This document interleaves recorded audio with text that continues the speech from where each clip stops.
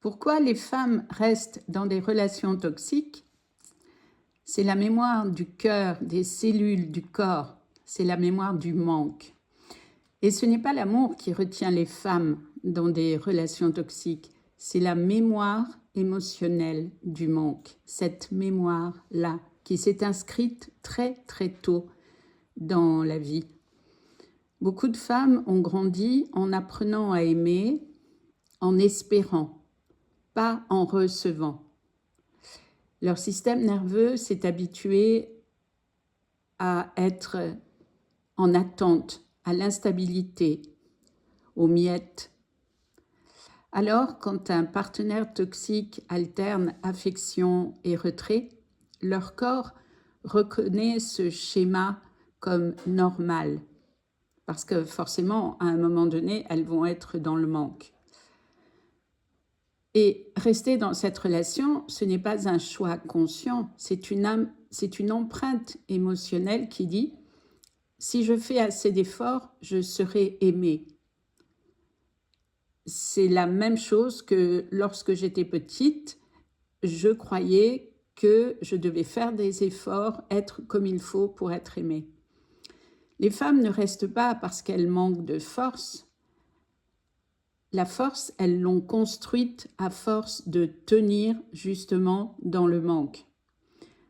Les femmes restent parce qu'elles n'ont jamais connu un amour qui ne demande pas de se sacrifier, un amour facile, un amour détendu, un amour où il n'y a pas de preuve, de sacrifice à faire. Et ça se réapprend. Il est important de réapprendre l'amour dans sa version authentique. Alors pourquoi les femmes acceptent l'inacceptable dans les relations? C'est à cause de la confusion entre amour et survie. Et c'est encore une mémoire de l'enfance. Dans les relations toxiques, ce n'est pas l'amour qui est en jeu, c'est la survie émotionnelle. Parce que la partie blessée attend, espère et recherche la réparation. Une femme qui a dû s'adapter très tôt, se taire, être sage, être forte, forcément, puisqu'elle n'avait pas le choix, confond souvent la dureté et l'endurance avec l'amour, parce que c'est l'empreinte qui s'est mise en place dans l'enfance. Elle croit que supporter, pardonner, comprendre, c'est aimer. Elle pense que si elle part, elle échoue, comme si elle était responsable de tout. La relation toxique, en fait, active une vieille croyance « je dois mériter ma place »,« je ne suis pas comme il faut que je fasse des efforts », etc. Alors elle reste.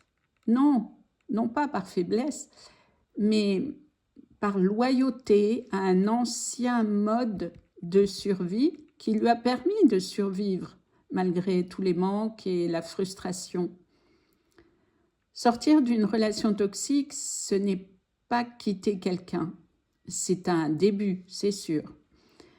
Mais c'est surtout envisager d'abord et ensuite poser l'action de quitter une ancienne version de soi qui a trop longtemps cru qu'elle devait se battre pour exister, pour mériter des miettes le plus souvent.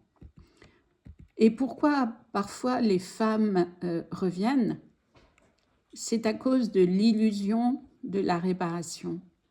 Si les femmes reviennent vers des partenaires toxiques, ce n'est pas par naïveté, c'est parce qu'elles cherchent à réparer une blessure ancienne à travers la mauvaise personne, puisque cette mauvaise personne est en fait la personne idéale pour réparer, puisqu'elles revivent ce qu'elles ont déjà vécu. En fait, le partenaire toxique réactive une blessure d'enfance qui est rejet, abandon, dévalorisation.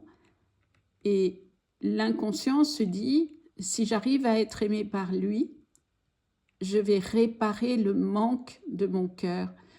Je vais guérir enfin ce que j'ai vécu. C'est une quête de réparation. Ça n'est pas une quête d'amour.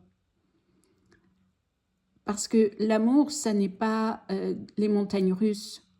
L'amour, c'est quelque chose de beaucoup plus profond. Mais la personne toxique n'a pas la capacité d'offrir ce qui manque parce que la personne toxique, elle a elle-même eu une enfance avec soit des manques, soit des trop, qui l'ont fait se comporter plus tard comme une personne à qui tout est dû. Et dans ce système, dans ce processus, la femme s'épuise dans une boucle. J'ai mal, je souffre, je garde espoir, je reste dans l'illusion et forcément je rechute parce que ça ne marche jamais. Et ce dont il est important de se rendre compte, c'est que la guérison commence le jour où la femme comprend que la réparation ne viendra jamais de l'autre, parce que l'autre, il a plein de problèmes à l'intérieur de lui, même s'il ne veut pas les voir. La guérison viendra d'elle, de son retour à elle, de ce qu'elle va apprendre à s'apporter en termes d'attention, d'amour, de tendresse, de présence profonde vis-à-vis de ce qu'elle ressent dans les situations de sa vie où il y a des passages difficiles. En fait, la réparation, elle ne peut partir que de l'intérieur de nous parce que on ne peut pas attendre de l'extérieur quelque chose qui ne sera jamais linéaire. Ça n'est pas possible puisque tous les humains sont différents et d'une part, et d'autre part, c'est parce que nous sommes blessés que nous attirons à nous un autre comportement blessé. Voilà, si ce message a été positif pour vous, merci de le liker, de vous abonner si vous voulez continuer à comprendre des comportements qui sont ceux de tout le monde. À bientôt.